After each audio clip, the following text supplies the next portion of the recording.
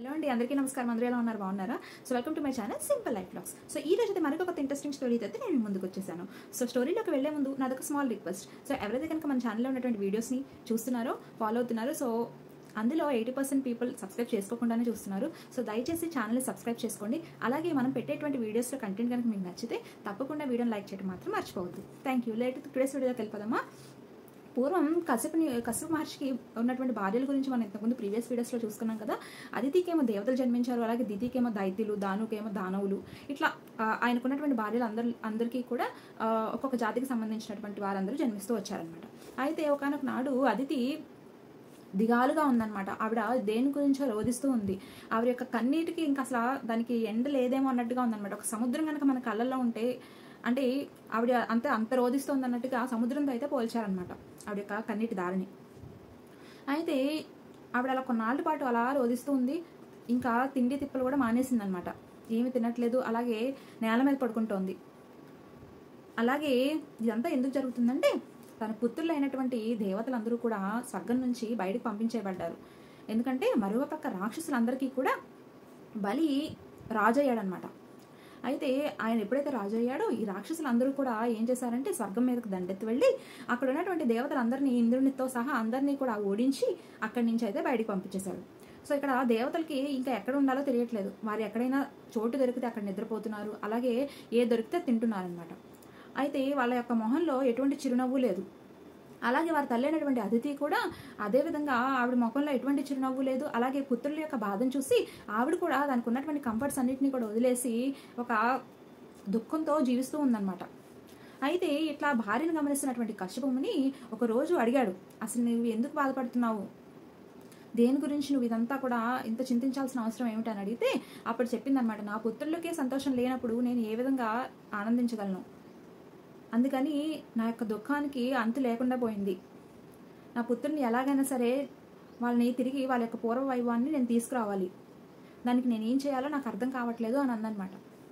అయితే కశ్యప మహర్షి ఏమన్నాడంటే, ఎలాగో నీవు ఏమీ తినట్లేదు నీ పుత్రుల కోసం, కాబట్టి పాల్గొన మాసంలో నీవు కేవలం పాలుని మాత్రమే సేవించు, ఇంకా ఆహారాన్ని తీసుకోవద్దు.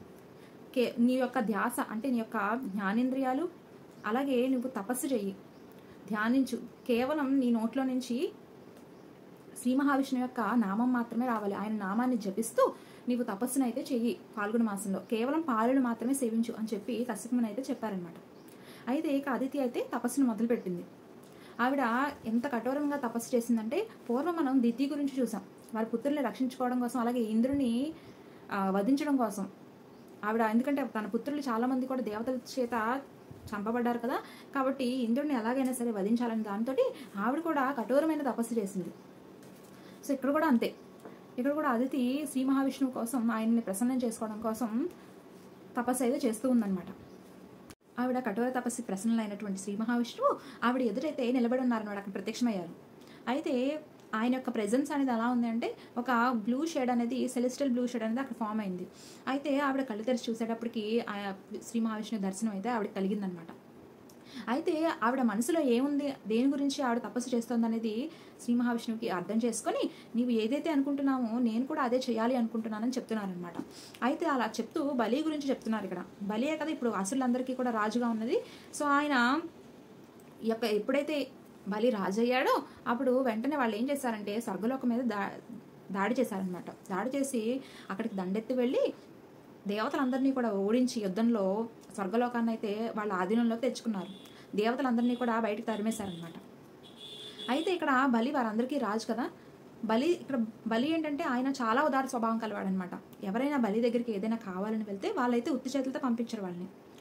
అలాగే మనం ఇంతకుముందు చూసుకుంటే కనుక శ్రీ మహావిష్ణువు ఈ మాటలన్నీ కూడా చెప్తూ ఉన్నారు.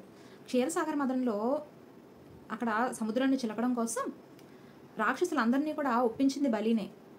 ఎందుకంటే బలి కూడా శ్రీ మహావిష్ణువుకి గొప్ప భక్తుడు అనమాట. ప్రహ్లాదుని అంతటి వాడి తర్వాత బలి శ్రీ మహావిష్ణువుకి అంతటి భక్తుడు. అలాగే రాక్షస జాతిలో జన్మించినప్పటికీ కూడా వీరిద్దరిలో కూడా దైవత్వంతో నిండి ఉన్నారనమాట, ప్రహ్లాదుడు అలాగే బలి. సో ఇక్కడ బలిని ఎలాగైనా సరే అక్కడ రాజు స్థానంలో నుంచి తీసేయాలన్నదే ఇక్కడ ముఖ్య ఉద్దేశం అనమాట. కానీ ఆయన ఎంతో మంచివాడు అయినప్పటికీ కూడా ఇక్కడ ఆయన పొజిషన్లో ఉంచకుండా ఉండాలి అంటే ఎందుకు ఆ స్థితి వచ్చిందంటే, ఆయన చుట్టూ ఉన్నటువంటి ఆయన సైన్యం కావచ్చు, అలాగే ఆయన ప్రజలు కావచ్చు, వీరందరూ కూడా అసురులు కదా, వారిలో ఉండేటువంటిది రాక్షస గుణాలు ఉంటాయన్నమాట. కాబట్టి ఈయన అంత మంచివాడైనప్పటికీ కూడా వాళ్ళని కంట్రోల్లో పెట్టకపోవడం వల్ల ఇప్పుడు ఆయనకే ముప్పు వచ్చి పడింది. సో ఇక్కడ ఇలా చెప్తూ బలి ఏం చేశారంటే, సో ఎలాగైనా సరే బలిని వధించాలి, అది నేను చూసుకుంటాను అని చెప్పేసి శ్రీ మహావిష్ణువు అయితే అన్నారనమాట. అయితే అది అంటూ మరొక మాట ఏమన్నారంటే, ఇక్కడ బలి కూడా అదితి రక్తం పంచుకున్నవాడే, తన సొంత బిడ్డ కాకపోయినప్పటికీ కూడా తన సోదరి అంటే తన చెల్లెళ్ళ ఒక కుమారుడే కదా, కాబట్టి వీరందరికీ కూడా ఒకటే రక్తం ప్రవహిస్తుంది వారిలో. ఎందుకంటే అదితికేమో దేవతలు జన్మించారు, తన యొక్క చెల్లెళ్ళకేమో రాక్షసులు జన్మించారు. సో ఇక్కడ ఒకటే రక్తం పారుతుంది కదా, అయినప్పటికీ కూడా నువ్వు బలిని వధించాలని ఎలా కోరుకుంటున్నావని అడిగారు అనమాట శ్రీ మహావిష్ణువు. అడిగితే అప్పుడు ఇక్కడ ఒకటే రక్తం కాబట్టి నేను ఇక్కడ ఏమి స్వార్థంగా ఆలోచించట్లేదు, అంటే బలి కూడా తన కుమారుడు అయినప్పటికీ కూడా తను ఇక్కడ ఏదో ఆలోచిస్తుందంటే ధర్మం వైపు ఆలోచిస్తుంది అనమాట. ఎప్పుడైనా సరే మన సొంత వాళ్ళైనా మనకు కాని వాళ్ళైనా సరే మనం ఎప్పుడు కూడా ధర్మం వైపు నిలబడాలి అనేది ఇక్కడ అదితి అయితే మనకు చెప్తుంది అనమాట. ఇక్కడ బలి అనేవాడు అధర్మం వైపు నిలబడ్డాడు. తను ధర్మాన్ని తప్పకపోయి ఉండొచ్చు, కానీ మిగిలిన అసలు అందరితో ఆయన ఉంటున్నాడు కాబట్టి వారిని నిరోధించలేకపోతున్నాడు, కాబట్టి తను కూడా అధర్మం వైపే వెళ్ళిపోయాడు అనమాట. కాబట్టి అని చెప్పగానే సరే ఎలాగైనా సరే బలిని నేను చూసుకుంటాను అని చెప్పేసి అని అనగానే అదితి మళ్ళీ ఏమంటుందంటే, ఇప్పుడు బలిని కేవలం నా కుమారుల్లో ఒకరు ఎవరైనా ఉంటే వాళ్ళే వధించాలి, నా కుమారులు మాత్రమే వధించాలి అని చెప్పేసి అందనమాట. అయితే అప్పుడు శ్రీ మహావిష్ణువు ఏం చెప్తున్నారంటే, ప్రస్తుతం అయితే దేవతలందరూ కూడా వారి యొక్క శక్తిని కోల్పోయారు, వారి స్వర్గం నుంచి బయటికి నెట్టబడ్డారు కదా, కాబట్టి వారికి ఎటువంటి శక్తులు లేవు, వారైతే బలిని వధించలేరు అని చెప్పగానే అదితి అయితే చాలా దిగాలుగా మొహం పెట్టిందనమాట. అయితే మనం ముందే అనుకున్నాం కదా, ఆవిడ కేవలం పాలను మాత్రమే సేవిస్తుందని. ఆవిడ చేతిలో చిన్న పాల గిన్నె అయితే ఉందన్నమాట. అయితే ఆవిడ బాధను చూసినటువంటి శ్రీ మహావిష్ణువు ఆ యొక్క పాల గిన్నెను ఆయన చేతిలోకి తీసుకొని ఈ విధంగా చెప్తున్నారు, సరే నీ కోరిక నేను మళ్ళీ తీరుస్తాను, నీ కుమారులు మాత్రమే బలిని వధించాలి అని అంటున్నావు కదా, కాబట్టి నేను నీ కడుపులో పుట్టి, అంటే నీ యొక్క కడుపు నుంచి నేను జన్మిస్తాను, నీ బిడ్డగా నేను జన్మించి ఆ తర్వాత నేను బలిని వధిస్తాను అని చెప్పారనమాట. అయితే ఆ మాట విన్నటువంటి అదితి చాలా సంతోషించింది. ఇట్లా చెప్పారో లేదో వెంటనే శ్రీ మహావిష్ణువు అక్కడి నుంచి అయితే అంతర్ధానం అయ్యి, కానీ అదితికి తెలుసు ఆయన ఎక్కడికి వెళ్ళారు అని. ఆవిడ యొక్క గర్భంలోకి అయితే శ్రీ మహావిష్ణువు ప్రవేశించారనమాట. ప్రవేశించగానే ఆవిడ యొక్క గర్భం అనేది చాలా పెద్దగా అయింది. అలాగే ఆవిడ యొక్క మాంసం రక్తాన్ని పంచుకొని శ్రీ మహావిష్ణువు అయితే భాద్రపద మాసంలో అయితే ఆవిడ బిడ్డగా జన్మించారనమాట. అయితే ఆ బిడ్డకి వామనుడు అనేటువంటి పేరునైతే పెట్టారు. ఇక్కడ వామనుడు అనే ఆ బాలుడు చూడడానికి ఎలా ఉన్నాడంటే మరగుజ్జుగా ఉన్నాడనమాట. సో అందువల్ల పిల్లవాడికి వామనుడు అనేటువంటి పేరునైతే పెట్టారు. అయితే సాక్షాత్ వామనుడు శ్రీ మహావిష్ణువు యొక్క అవతారమే కదా. సో ఇదంతా కూడా త్రేతాయుగంలో జరిగిందనమాట. త్రేతాయుగంలో శ్రీ మహావిష్ణువు యొక్క మొట్టమొదటి అవతారం ఏంటంటే వామన అవతారం.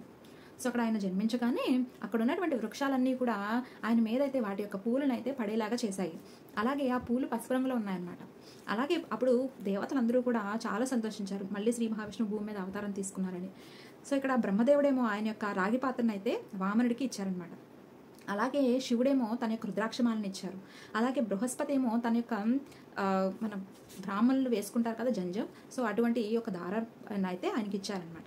అలాగే కశ్యపుమునేమో నడుము చుట్టూ కట్టుకునేటటువంటి ఒక చైన్ అయితే ఇచ్చారు. అలాగే సూర్యుడేమో మన ఇక్కడ వామన అవతారంలో ఎప్పుడు కూడా ఆ బాబు ఈ యొక్క గొడుగును పట్టుకుని ఉంటారు కదా, అది ఇచ్చారనమాట సూర్యుడు. అలాగే చంద్రుడేమో అలాగే ఋషుల దగ్గర ఉంటుంది కదా, వాళ్ళు ఒక చెక్క కర్రను అయితే పట్టుకుని ఉంటారు కదా, వాళ్ళు చేయి పెట్టుకుంటారు, సో అటువంటిది అయితే ఇచ్చారనమాట. అలాగే సప్తఋషులు అందరూ కూడా ఇట్లా మనకి గడ్డితో చేసినటువంటి ఈ రింగ్ని అయితే ఆయనకి ఇచ్చారనమాట. ఇట్లా అక్కడ ఉన్నటువంటి ఋషులు దేవతలు అందరూ కూడా శ్రీ మహావిష్ణువుకి కావాల్సిన, అంటే ఆ అవతారంలో కావాల్సిన అన్నింటినీ కూడా వాళ్ళైతే ఇచ్చారనమాట. అయితే ఆ బాబు చూడ్డానికి కేవలం 52 వేళ్ళు ఎంతైతే హైట్ ఉంటుందో అంత హైటే ఉన్నాడనమాట. అక్కడి నుంచి ఆగిపోయిందనమాట. సో అందుకని అట్లా మరగుజ్జుగా ఉన్నాడు కాబట్టి ఆ పిల్లవాడికైతే వామన అనేటువంటి పేరునైతే పెట్టారనమాట. అయితే అదే సమయంలో బలి ఎవరైతే ఉన్నారో ఈ రాక్షసులందరికీ రాజు కదా, ఆయన అశ్వమేధ యాగాన్ని అయితే మొదలు పెట్టారనమాట. అయితే అశ్వమేధ యాగంలో గుర్రాన్నైతే అన్ని రాజ్యాల్లోకి పంపిస్తారు కదా, ఎవరు కూడా అడ్డగించకూడదు అనమాట. ఒకవేళ అడ్డగిస్తే ఆ ప్రత్యేక ఆ రాజ్యంకి సంబంధించినటువంటి రాజుతో వారి యొక్క సైన్యంతో యుద్ధం అయితే చేయాలన్నమాట. ఎవరైతే అశ్వమేధ యాగం చేస్తున్నారో వాళ్ళతోటి ఏ రాజ్యంలోకి వాళ్ళైతే అడ్డగించారో సో వాళ్ళైతే యుద్ధం చేయాలి. అయితే కానీ ఇక్కడ ఏం జరిగిందంటే ఈ గుర్రాన్ని పంపించారు కదా, పలు రాజ్యాల్లో ఉన్నటువంటి ఆ రాజులందరూ కూడా భయపడి బలి యొక్క శక్తికి అట్లాగే వారి యొక్క సైన్యం శక్తికి భయపడి వారైతే ఎవరు కూడా అడ్డగించలేదన్నమాట. అయితే ఆ గుర్రం మొత్తం తిరిగి మళ్ళీ చివరికి ఇక్కడ యాగం ఎక్కడైతే మొదలైందో అక్కడికి వచ్చేసింది అనమాట. దీంతో ఆ గుర్రం కూడా చాలా గర్వంగా ఉందన్నమాట, ఎవరు కూడా నన్ను అడ్డగించలేదు అన్నట్టుగా. అలాగే బలి చక్రవర్తి ఇంకా మిగిలిన రాక్షసులందరూ కూడా చాలా సంతోషించారు. ఎందుకంటే ఇప్పుడు ఆ ఏ రాజ్యాల వల్ల అదంతా చుట్టొచ్చిందో అవన్నీ కూడా వీళ్ళ సొంతం అయిపోయినట్టే కదా. అయితే అశ్వమేధ యాగంలో గంధర్వులేమో పాటలు పాడుతున్నారు, అలాగే అప్సరసలనేమో స్వర్గం నుంచి తీసుకొచ్చేసారు వీళ్ళు. అయితే వాళ్ళేమో నృత్యం చేస్తున్నారనమాట. అలాగే దైత్యులు దానులు వీరందరూ కూడా ఆహ్వానింపబడ్డారు ఆ యొక్క అశ్వమేధ యాగానికి. వారందరూ చాలా సంతోషిస్తున్నారు. ఇప్పుడు ఎలాగో గుర్రం కూడా దాన్ని కూడా ఎవరు ఆపలేదు కదా, తిరిగి విజయకేతనం ఎగరవేసుకుంటూ అదైతే వెనక్కి వచ్చింది కదా. సో వీళ్ళందరూ కూడా వారి యొక్క ఆనందానికి అవధులు లేవన్నమాట. చాలా సంతోషంగా ఫీల్ అవుతున్నటువంటి సమయంలో శుక్రాచార్యుడు అక్కడే ఉన్నారు. ఆయనకైతే అడుగులు అయితే వినిపించాయన్నమాట. అయితే ఎవరు తిరిగి చూస్తే అక్కడైతే ఒక బాలుడు నడుచుకుంటూ వస్తున్నాడు. ఆ బాలుడు ఎవరు అంటే వామనుడు అనమాట. ఆయన ఒక చేతిలోనేమో ఆ గొడుగును పట్టుకున్నారు, మరొక చేతిలోనేమో కమండలాన్ని పెట్టుకున్నారనమాట. అయితే చూడడానికి మామూలుగానే ఆయన చాలా ఎత్తు లేకుండా అంటే పొడుగు లేకుండా ఉన్నారు కదా, అంటే కొంచెం మరుగుజ్జుగా ఉన్నారనమాట. అయితే ఇప్పుడు రాక్షసులు చాలా ఎత్తుగా ఉండేవారు అనమాట. అయితే వారి ముందు ఈ యొక్క వామనుడు మరింత మరుగుజ్జుగా కనిపిస్తూ ఉన్నాడు. అయితే వెంటనే శుక్రాచార్యుడికి అయితే ఒక ఆలోచన వచ్చింది. ఆయన ఈ రాక్షసులందరికీ గురువు కదా, కొంచెం తెలివైతే ఎక్కువే ఉంటుంది ఆయనకి. అయితే మనం అయితే బ్రాహ్మణులు అయితే ఎవరిని ఆహ్వానించలేదు, మరి అయితే ఈ బ్రాహ్మణుడు ఇక్కడికి ఎందుకు వస్తున్నాడు అని అనుకున్నాడు అనమాట. అయితే ఇదంతా కూడా బలి కూడా చూస్తూ ఉన్నాడు. అయితే శుక్రాచార్యుడు డౌట్ వచ్చి బలితో ఇలా చెప్తున్నాడు అనమాట, ఇదేదో నాకు కొంచెం తేడాగా అనిపిస్తుంది. దేవతలందరూ కూడా ఈ బ్రాహ్మణుడిని మన దగ్గరికి పంపించారు మనల్ని వంచడానికి అని అనగానే బలి అలా ఏమీ అయి ఉండదులే అంటున్నారనమాట. అయితే శుక్రాచార్యుడు మాత్రం ముందు జాగ్రత్తగా బలితో చెప్తున్నారు, నీవు ఒకవేళ ఈ బాలుడు మన దగ్గరికి వచ్చి ఏదైనా నిన్ను కోరితే కనుక నువ్వు ఏది ఇవ్వద్దు అని చెప్తే అప్పుడు బలి ఏమంటున్నారంటే, ఇక్కడ ఉదార స్వభావం అనేది బలికి అది పుట్టుకతోనే ఉంది కదా. అయితే ఇక్కడ శుక్రాచార్యుడేమో బలిని ఏం కోరుకుంటున్నారంటే, ఆ బ్రాహ్మణుని పిల్లవాడు ఏదన్నా అడిగితే నీవు ఇవ్వద్దు అంటున్నారు. అప్పుడు బలి యొక్క సమాధానం ఏంటంటే, మీరు నన్నే కోల్పోమని అడుగుతున్నారా, ఇది సాధ్యమయ్యే పని కాదు అన్నారనమాట. అయితే శుక్రాచార్యుడు ఇక ఏం చేసేది లేక సరే చూద్దాం ఈ బాలుడు దేనికోసం వచ్చాడో అని అన్నట్టుగా ఆయన చూస్తూ ఉన్నారు. అయితే వామనుడైతే నడుచుకుంటూ ఇక్కడ బలి దగ్గరికి అయితే వచ్చాడనమాట. అయితే అక్కడికి వామనుడు వచ్చిన తర్వాత బలిచక్రవర్తి తన చేతులను జోడించి ఆయనకైతే నమస్కరించుకున్నారనమాట. అలాగే వామనుడు కూడా నీవు ఎన్నో సంవత్సరాలు జీవించుగాక అని చెప్పేసి ఆయన్ని ఆశీర్వదించారు. అలాగే మళ్ళీ ఏం చెప్తున్నారంటే, నీవు అంటే బ్రహ్మాండంలో ఎక్కువ మంది రాజులైతే అశ్వమేధ యాగాన్ని చేయలేదు కాబట్టి ఇటువంటి మహాయాగాన్ని నీవు చేశావు కాబట్టి నీవు ఎంతో గొప్పవాడివి అని చెప్పన్నారనమాట. అయితే బలిచక్రవర్తి ఏమంటున్నారంటే, మీరు చాలా ఉదార స్వభావంగా నన్ను పొగుడుతున్నారు, కానీ మీకంటే ఉదార స్వభావం కలిగిన వాడిని కాదు నేను అని అనగానే, అంటే మీకన్నా గొప్పవాడిని కాదు అని అన్నాడనమాట. అని అంటే అప్పుడు వామనుడు ఏమంటున్నారంటే, లేదు నేను విన్నది ఏంటంటే, ప్రహ్లాదుని యొక్క వారసుడిగా నీవు అతని యొక్క పేరునైతే నిలబెట్టావు, ఉదార స్వభావంలో నిన్ను మించిన రాజులైతే ఉండరేమో అని నాకు అనిపిస్తోంది అని చెప్పన్నాడనమాట. అయితే అలాగే నీ దగ్గరికి వచ్చిన వాళ్ళు ఎవరు కూడా ఉత్తి చేతులతో వెనక్కి వెళ్ళరు అని చెప్పేసి అనేది కూడా నేను విన్నాను అని చెప్పగానే అప్పుడు బలిచక్రవర్తి ఏమంటున్నారంటే, ఏదైనా దానం అనేది నా నుంచి వెళ్ళాలి అని బ్రహ్మాండంగా కోరుకుంటే నేనెవరిని దాన్ని ఆపడానికి, నేనైతే దాన్ని ఆపలేను కదా అని చెప్పేసి అన్నారు. అయితే ఇక్కడ సరే నువ్వు ఎవరు ఏదడిగినా సరే వారికి అది ఇస్తావా అని చెప్పేసి వామనుడు అన్నాడు అన్నమాట. అయితే బలిచక్రవర్తి అవును ఖచ్చితంగా నేను వాళ్ళకి ఇచ్చి తీరుతాను అని చెప్పారు. అయితే వామనుడు ఏం కోరుకోబోతున్నాడు, అలాగే ఆయన కోరుకున్న దానివల్ల బలిచక్రవర్తి యొక్క మరణం అనేది సంభవిస్తుందా, అలాగే బలిచక్రవర్తి వామనుడు కోరుకున్న దాన్ని తిరిగి ఇవ్వగలడా? సో ఈ ప్రశ్నలన్నిటికీ సమాధానాలు తెలుసుకోవాలి అంటే మీరు నేను పోస్ట్ చేసినటువంటి పార్ట్ 2 వీడియో అయితే తప్పకుండా చూడాలి. సో ఇదేనండి పార్ట్ 1. సో ఈ రోజు అయితే మనం పార్ట్ 1 చూసాము, ఎందుకంటే వీడియో అనేది లెంత్ అయిపోతుంది కాబట్టి. సో ఈ స్టోరీ నేను 2 పార్ట్స్కి అయితే డివైడ్ చేశాను. సో మీకు కనుక వీడియో ఇంట్రెస్టింగ్ అనిపిస్తే తప్పకుండా వీడియోని లైక్ చేయండి, అలాగే మీ ఫ్రెండ్స్ అండ్ ఫ్యామిలీకి షేర్ చేయండి. మన ఛానల్ని సబ్స్క్రైబ్ చేసుకోవడం మాత్రం మర్చిపోద్దు. Thanks for watching.